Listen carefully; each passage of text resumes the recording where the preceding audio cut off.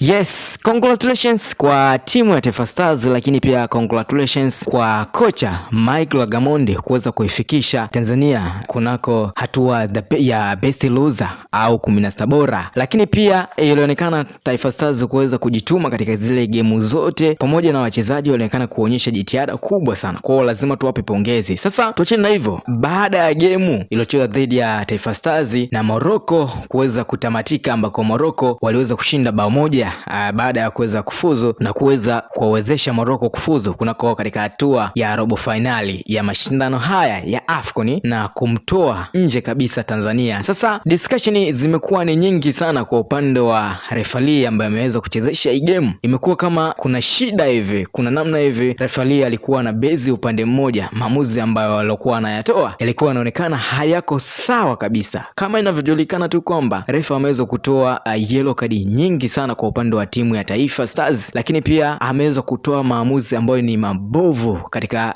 dakika fulani hivi. Sasa refa huyu bwana ni refa kutoka nchini Mali mwenye umri wa miaka 36, lakini pia ndo refa pekee aliyeonekana kama ni refa wa ajabu zaidi kuweza kutokea baada ya kuchezesha gemu hii ya Taifa Stars dhidi ya Morocco. Kwanza kitu ambacho ameweza kuzingua refa huyu na kikaleta discussion kubwa ni kwanza ameweza kutoa yellow card nyingi sana kwa upande wa timu ya Taifa Stars, maybe ili kuweza kuwaondoa wachezaji kwenye mood. Lakini pia katika dakika ya 94 kuna namna hivi ilitakiwa ipatikane penalti, lakini refa alikataa na alizingua kabisa, alisema hakuna tuta, hakuna penalti. Sasa kitu ambacho kimeshangaza watu wengi ni kwamba alikataa kabisa hata kwenda kuangalia kwenye VAR kwamba ilikuwaje au inakuwaje, aligoma kabisa. Sasa watu wengi wameweza kudiscuss kuhusiana na soka la Afrika. Kwa nini vitu hivi vinatokea? Kwa nini labda marefa huwa wanakuaga hivi? Labda watu wengi wamekuwa wakifikiria kwamba kuna rushwa zimekuwa zikiendelea katika